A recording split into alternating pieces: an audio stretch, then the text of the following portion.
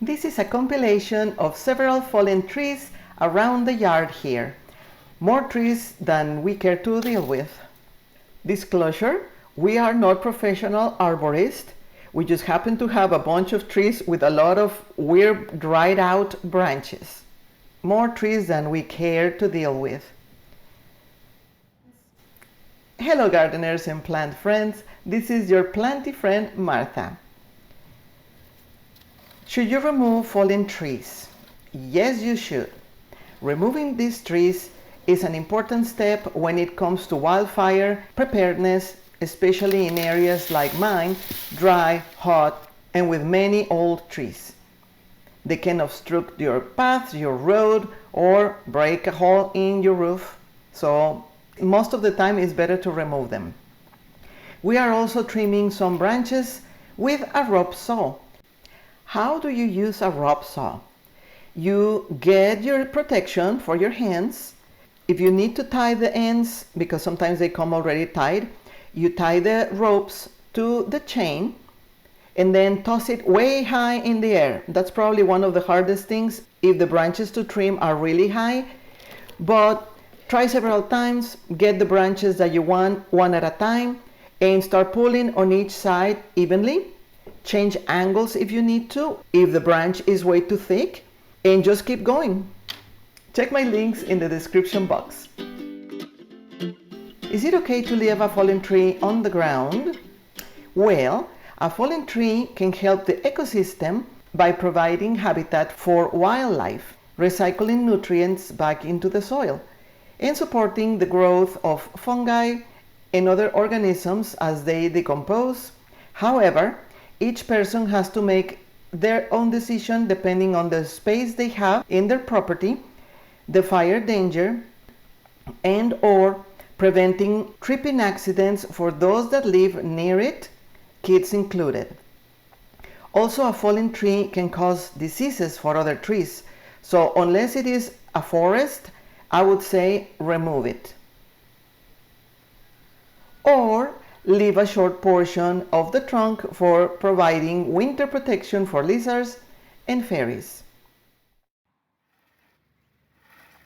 Some trees here fell because the wind was too intense, and some other trees were damaged in the unexpected snow of some years ago. Then a drought following an intense summer later. It leaves this type of oak trees weak, and most of them were planted by the squirrels all over the place. Blackjacks are not the strongest of oaks. Many rot from the inside and you don't even know it. Although, to be honest, some of the poor live oaks didn't fare so much better with the intense changes of weather some years ago.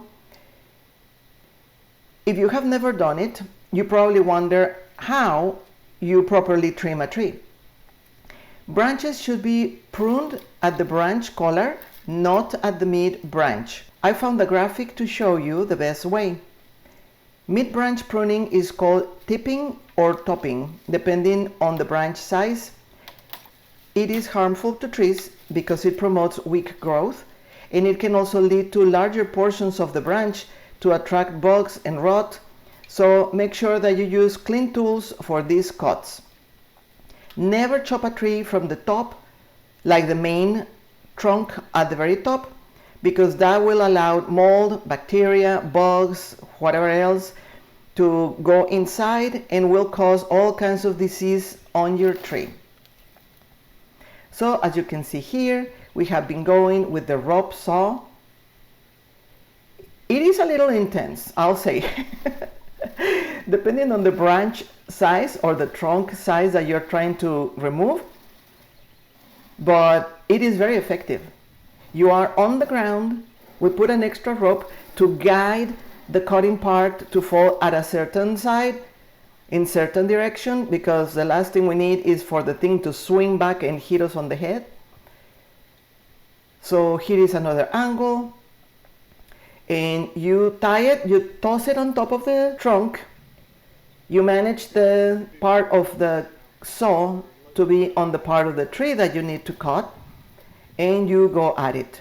It is okay to start in some side to manage the large size of the dead branches, and cut again later on at a lower angle.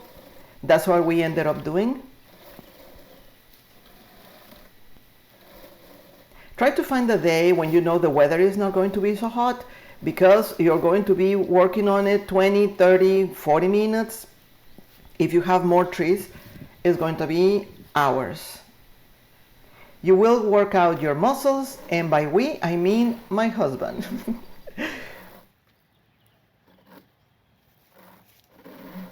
One of the benefits of using a rope saw is high reach. The rope saw allows you to reach and cut high tree limbs that would otherwise be inaccessible, making them ideal for high tree branches. Also, the rope saw can be safer than using a ladder while working with sharp tools. You can work from a safe distance with the rope, and you don't need to maintain balance. Of course, it's always better to maintain your balance regardless, but you know what I mean. To me, the rope saw is the best to trim high branches with no ladder, assuming you don't have a tall ladder and some type of saw. Excuse the stuff in front of the screen and the weird angles. I was one of the people holding the rope or one of the ropes, and also holding the camera, so that makes for a complicated thing, a complicated activity, but safety first. We were behind trees, and I was trying to show the best angles that I could come up with. My husband went from one side and then changed to the other side to cut kind of like a round area all around the trunk. And this is a really big trunk. This tree is probably 80 or plus years. So the branches, see, the whole branch is like a whole tree by itself. Unfortunately, it was dried and it had to go. If you're finding this information helpful, click or tap like, and if you enjoy plants and gardening videos, subscribe.